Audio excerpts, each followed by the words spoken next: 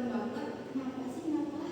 Ini ada berita baru, seorang siswa bunuh diri. Penyebabnya karena saya berbullying di komentar berhenti. Lagi, ya ampun, mereka iya sih ngerasa itu iseng, tapi itu berat-berat banget buat orang. Parah sih. Iya, dan parahnya tuh netizen pada cuek, sibuk nge-scroll, dan mereka tuh menganggap nyawa seseorang itu hanya sekedar konten bagi mereka.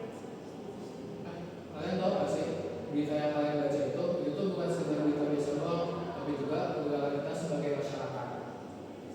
Di balik layar HP yang penuh dengan komentar negatif, ada mental seseorang yang hancur.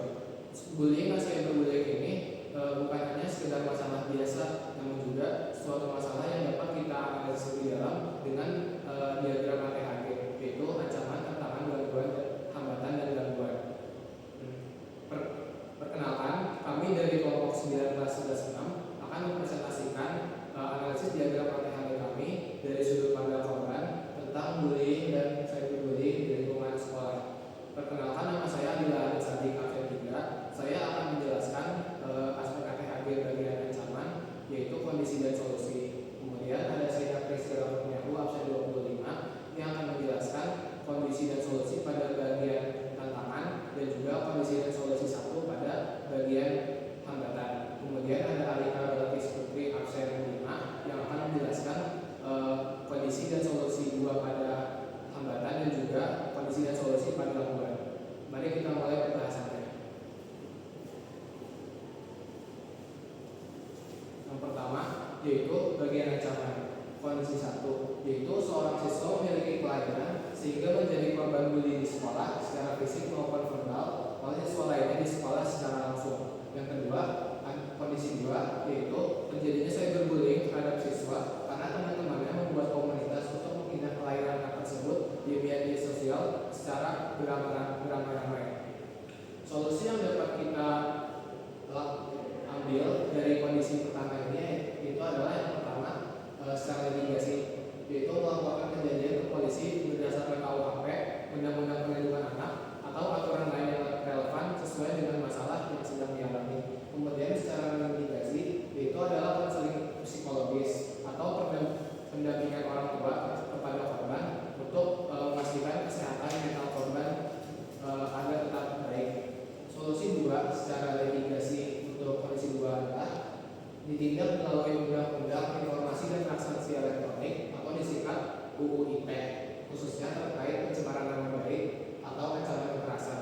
Kemudian secara mitigasi terdapat dilakukan literasi digital dan pembentukan etika dalam menggunakan media sosial di lingkungan sekolah.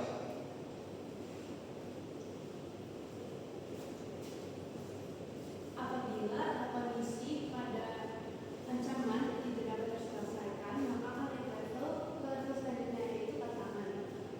Kondisi 1 yaitu korban merasa takut untuk melapor pada orang tua atau pihak sekolah karena khawatir akan masalah menjadi lebih besar. Solusinya yang pertama yaitu mitigasi, yaitu menyediakan mekanisme pelaporan resmi yang aman dan rahasia bagi korban.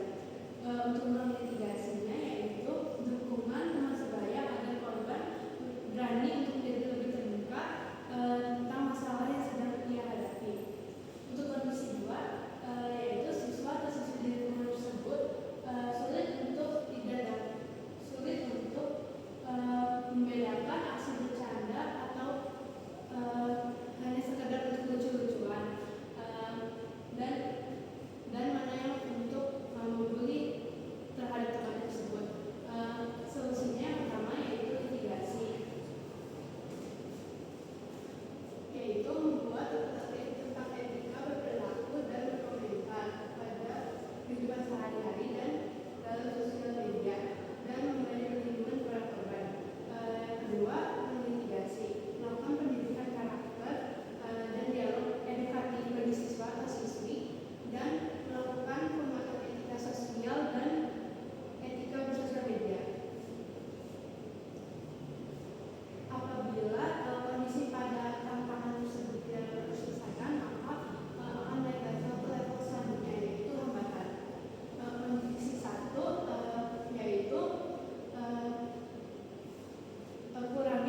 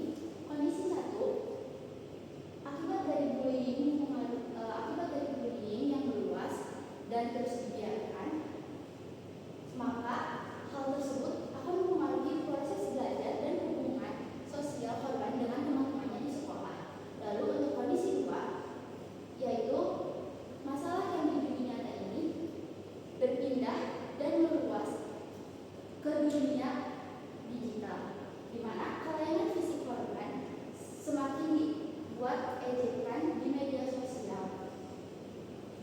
Lalu untuk solusinya, karena gangguan ini merupakan kategori yang sudah ekstrim atau chaos, maka solusi yang diambil juga harus sudah naik level.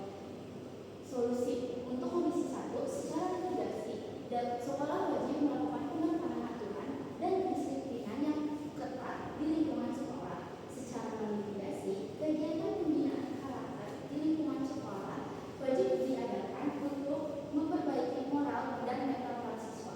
Lalu solusi untuk Komisi kedua secara mitigasi dapat dilakukan dengan melaporkan ke polisi dan atau diselesaikan di pengadilan jika memenuhi syarat undang-undang perlindungan anak.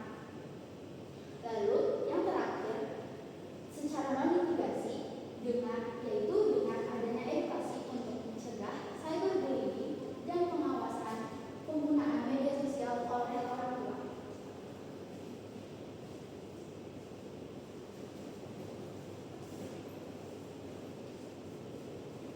Sekian presentasi dari kelompok